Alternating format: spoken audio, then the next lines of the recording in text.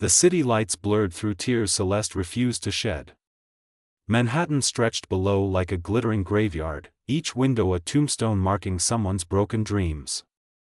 Tonight, one of those graves was hers.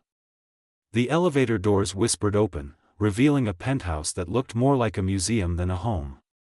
Everything was white, marble floors, leather furniture, walls of glass that turned the storm outside into abstract art. Cold. Sterile. Perfect. Just like the man who owned it. Senator Dominic Cross stood with his back to her, a silhouette carved from shadows and expensive tailoring. Even from behind, he radiated power. The kind that didn't ask for permission. The kind that took what it wanted and never apologized. Celeste's fingers tightened around her single suitcase. 22 years of life reduced to one bag. Her art supplies, her worn books, her mother's bracelet, everything else had been sold to feed her father's addiction. Everything except her. She was the final payment. Put the bag down. His voice cut through the silence, smooth as aged whiskey and twice as dangerous. He still hadn't turned around. Celeste didn't move. Couldn't. Her legs had forgotten how to obey commands that weren't her own. I said, now he turned, and the words died in Celeste's throat. She'd seen him on television, of course. Everyone had. Senator Cross, the golden boy of New York politics. The face of reform. The voice of justice. But screens didn't capture the way his presence filled a room like smoke, suffocating and inescapable. They didn't show how his gray eyes could freeze you from 10 feet away. Put the bag down. Each word was a blade. This time, Celeste obeyed. The suitcase hit the marble with a sound like a gavel falling. He studied her the way an art collector studies a new acquisition, calculating value, noting flaws, deciding where to display it. His gaze traveled from her auburn hair, still damp from the snow, down to her paint-stained sneakers. Celeste felt naked despite her heavy coat. "You're younger than I expected," he said finally. "You're colder than I hoped." The words escaped before wisdom could stop them. Something flickered in those gray eyes. Amusement? Annoyance? It vanished too quickly to identify. He moved to the bar, poured amber liquid into crystal, and drank without offering her anything. "Here's how this works," Dominic said, his back to her again. "To the world, you're my fiancée. The woman who finally tamed the bachelor senator. You'll smile at cameras, wear the dresses I choose, and say nothing unless I tell you to speak." Celeste wrapped her arms around herself. The penthouse was climate-controlled, but she couldn't stop shivering. "And when there are no cameras?" "When there are no cameras," he turned, and this time he walked toward her, each step deliberate. "You don't exist. You don't enter my study. You don't leave this apartment. You don't make phone calls I don't approve. You are a ghost who only materializes when I need her to." He stopped inches away. Too close. The scent of him, cedar and something darker, invaded her senses. Up close, she could see the silver threading through his dark hair, the lines around his eyes that cameras smoothed away. He was handsome the way a storm is beautiful, magnificent and utterly merciless. "This is insane," Celeste whispered. "You can't keep me prisoner." "Can't I?" One dark eyebrow rose. "Your father stole $3 million from the Valdez family.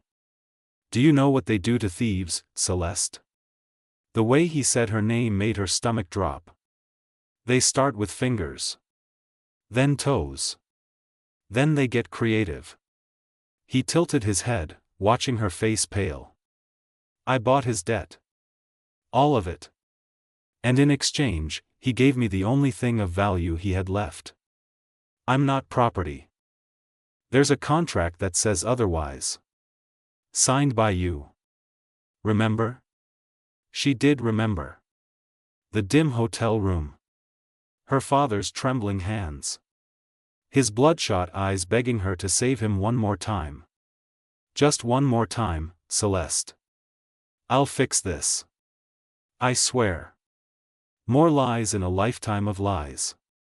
Your room is down that hall, Dominic gestured without looking away from her face. A stylist will arrive at 8 tomorrow. We have a charity gala tomorrow night. I don't have anything to wear to a gala. You will. He finally stepped back, releasing her from the gravity of his presence. Everything you need will be provided. Everything you are will belong to me. Celeste grabbed her suitcase and fled down the hallway. She didn't look back, but she felt his eyes on her until the bedroom door closed between them. The room was beautiful. Of course it was. Cream walls, a bed big enough for 4 people, windows overlooking Central Park. A gilded cage for a bird with clipped wings. Celeste sat on the edge of the bed and finally let herself cry. Not loud, broken sobs, she wouldn't give him the satisfaction of hearing her break. Just silent tears that traced hot paths down cold cheeks. Through the door, she heard the clink of crystal. Another drink poured. Another swallow of expensive numbness. Tomorrow, she would smile for cameras. Tomorrow, she would wear his ring and play his game. But tonight, in this beautiful prison, Celeste Marino mourned the girl she used to be. The one who still believed in freedom. The red dress clung to Celeste like a second skin, transforming her into someone she didn't recognize. The woman in the mirror had smoky eyes and crimson lips, hair swept into an elegant twist. She looked expensive. Owned. Dominic appeared in the doorway without knocking. He never knocked. His eyes traveled over her, and for just a moment, something heated flickered in that gray gaze before the ice returned. Perfect, he said, the word somehow sounding like both compliment and insult. The gala was a nightmare dressed as a dream. Crystal chandeliers, champagne fountains, politicians, and their perfectly plastic wives. Dominic's hand never left her waist, possessive and warm through the thin fabric. Every touch burned. Every whispered instruction in her ear sent shivers down her spine that had nothing to do with cold. Smile more, he murmured against her temple, and to anyone watching, it looked like a lover's sweet nothing. Celeste smiled until her cheeks ached. A younger man approached, friendly and warm. You must be the lucky lady who caught. She's occupied. Dominic's voice could have frozen wine. The man retreated, confused. He was just being polite, Celeste hissed when they were alone. He was looking at your neckline. Dominic's fingers tightened on her hip. Everything here looks at you like you're available. You're not. Because I'm your property? His jaw clenched. Because you're mine. The word hung between them, loaded with meanings neither wanted to acknowledge. 3 days later, Celeste made her mistake. The walls were closing in, the marble floors becoming a prison she couldn't escape. When Dominic left for the Senate, she called her father. Sweetheart. I need. She hung up. But it was too late. The security guards blocked the elevator when she tried to leave. Senator's orders, miss. You're not authorized. Rage replaced reason. When Dominic returned that evening, Celeste was waiting, fury burning through her veins like wildfire. I'm not your prisoner, she shouted the moment he walked in. He threw his coat aside, eyes dangerous. Lower your voice. No. You don't own me. You can't keep me locked up like some. Like some what? He advanced, and Celeste retreated until her back hit the wall. Like some girl whose father gambled away her future? Like some woman who signed a contract she didn't read? Tell me, Celeste, what exactly are you? I'm a person. Tears burned her eyes, but she wouldn't let them fall. My father called. He's still gambling, Dominic. Still throwing money away while I'm here, selling myself for nothing. Something cracked in his expression. You think I don't know? You think I don't have people watching him every second? Then why? Because I bought you. The words exploded from him. Because the contract says you're mine for 2 years, and I don't give back what belongs to me. The silence that followed was deafening. Celeste tried to push past him. His hand caught her wrist. She struggled, and he grabbed the other wrist, spinning her until her back pressed against the wall and his body caged hers completely. Let me go, she breathed, but it came out wrong. Too soft. Too desperate. No.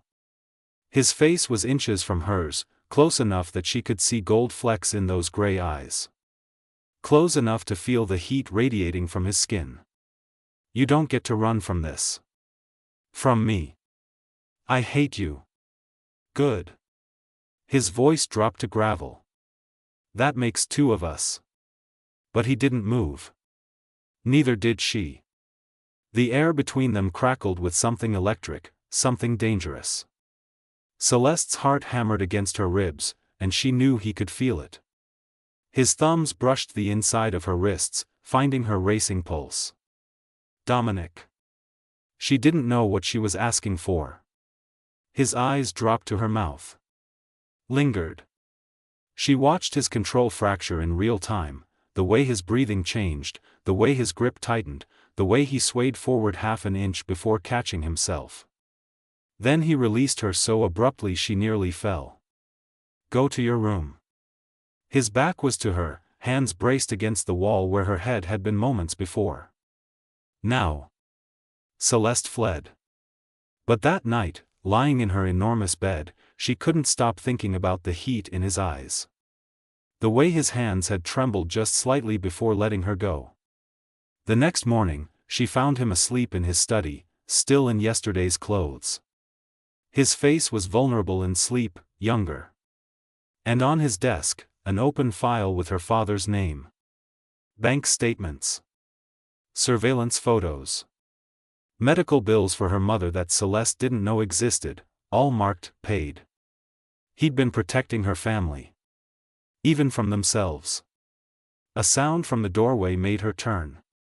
Dominic stood there, awake now, watching her with an expression she couldn't read. You paid my mother's hospital bills, she said quietly. The contract included. The contract was for me. Not her. Silence stretched between them like a bridge neither knew how to cross. Why? Celeste asked. Why did you really buy my father's debt? Dominic's throat worked. For the first time since they'd met, he looked uncertain. Human. Because I know what it's like, he said finally, voice rough. To be destroyed by someone who's supposed to protect you. Before Celeste could respond, his phone rang. He answered, and she watched his face go cold. When he hung up, his eyes were dark with something that looked like fear. Pack a bag. We're leaving the city. What? Why? Because the Valdez family just found out I bought your father's debt. His hand found hers, gripping tight. And they're coming to collect what they think is theirs.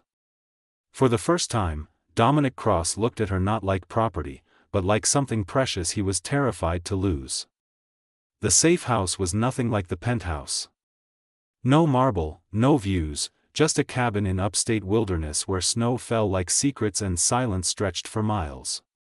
Dominic paced like a caged animal while Celeste watched the storm outside. How long do we have to stay here? She asked. As long as it takes. He didn't stop pacing. I have people handling it. Handling what exactly? What aren't you telling me?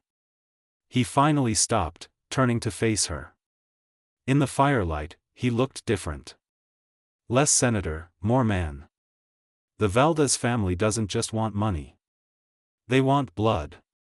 Your father testified against them 3 years ago before he started gambling again. This debt was their way of getting revenge. Celeste's blood ran cold. And you knew this when you bought it? Yes. So you didn't buy me to hurt my father. You bought me to save me from them. Dominic's jaw clenched. Don't make me into a hero. I'm not. Then what are you? He crossed the room in 3 strides, cupping her face with hands that shook. I'm a man who's wanted you from the moment you walked into that penthouse looking terrified and furious. I'm a man who's been lying to himself for weeks about why I can't let you go. Celeste's breath caught. Dominic. I told myself it was about control. About winning. About owning something no one else could have. His forehead dropped to hers. But I was lying. I kept you close because letting you go felt like losing the only real thing in my life. Your career is over. He pulled back so she could see his eyes. I leaked the contract to the press this morning. By tomorrow, everyone will know what I did. The Senate will demand my resignation. Everything I built will burn. Celeste stared at him, unable to process the words. You destroyed your career? For me? For you? For us? For the chance that maybe you could look at me and see something other than your jailer? His thumb brushed her cheek. I'm setting you free, Celeste. The contract is void. You can go anywhere. Be anyone. Forget this ever happened. Tears spilled down her cheeks. What if I don't want to forget? Hope flickered in his eyes like a candle in the dark. What? You're arrogant and controlling and you make me so angry I could scream. She grabbed his shirt, pulling him closer. But you also paid my mother's medical bills. Protected my worthless father. Gave up everything to keep me safe. And somewhere between hating you and fighting you, I fell in love with the man beneath the ice. Celeste. Her name on his lips was a prayer, a question, a plea. I choose to stay. Not because of a contract. Not because I have to. Because I want to. Because somehow, in this twisted, broken arrangement, I found something real. Dominic kissed her then, and it was nothing like she'd imagined. It was soft and desperate and filled with all the words neither of them knew how to say. His hands tangled in her hair, and she melted into him, finally understanding that sometimes love doesn't arrive on white horses. Sometimes it comes in shadows and storms, wearing the face of the last person you expected. When they finally broke apart, both breathing hard, Celeste smiled through her tears. So what happens now? Now? Dominic brushed a strand of hair from her face. Now I spend the rest of my life proving I deserve you. No contracts. No cages. Just you and me and whatever we choose to build together. Your political career is finished. Good. I was tired of pretending to be someone I'm not. He pulled her close, tucking her head beneath his chin. Maybe it's time I learned who I actually am. Who we could be together. 3 months later, Celeste stood in a small art gallery in Brooklyn, surrounded by paintings she'd created in those months of freedom. Abstract pieces full of rage and passion, ice and fire, cages and wings. Dominic stood beside her, no longer a senator but simply a man learning how to live without armor. Her father had entered rehab, finally. Her mother's medical bills were paid. And Celeste had learned that sometimes the worst thing that happens to you can become the doorway to the best thing you never knew you needed. Do you regret it? She asked quietly as visitors admired her work. Everything you gave up? Dominic's hand found hers, fingers intertwining. I gave up a lie to gain the truth. I gave up power to find love. No, Celeste. I don't regret a single moment. She squeezed his hand, looking at her paintings. One in particular caught her eye, a bird escaping a golden cage, not with broken wings but with wings that had grown strong enough to bend the bars. She'd titled it, Freedom. But she'd learned something important while creating it. Freedom wasn't about being alone. It wasn't about escaping every cage or refusing every commitment. Real freedom was choosing who you gave your heart to. Choosing when to stay and when to fly. And Celeste had chosen him. Not the senator. Not the man who'd bought her like property. But the broken, complicated, beautiful soul who'd learned to love her enough to set her free. "I love you," she whispered. Dominic pulled her close, kissing her temple. "I love you too. Not because I own you. But because you chose me when you didn't have to." Outside, snow began to fall, soft and forgiving. Inside, two people who'd been prisoners of their own making finally learned what it meant to be free. Together. Sometimes the cage breaks you. Sometimes it remakes you. And sometimes, if you're very lucky, it teaches you that love isn't about possession. It's about permission. The permission to be seen. To be known. To be loved exactly as you are. Celeste had been bought for a price she never wanted to pay. But she'd gained something priceless in return, a love that didn't demand perfection, only truth. A partnership built not on contracts but on choice. And that was worth more than all the gold in all the cages in the world.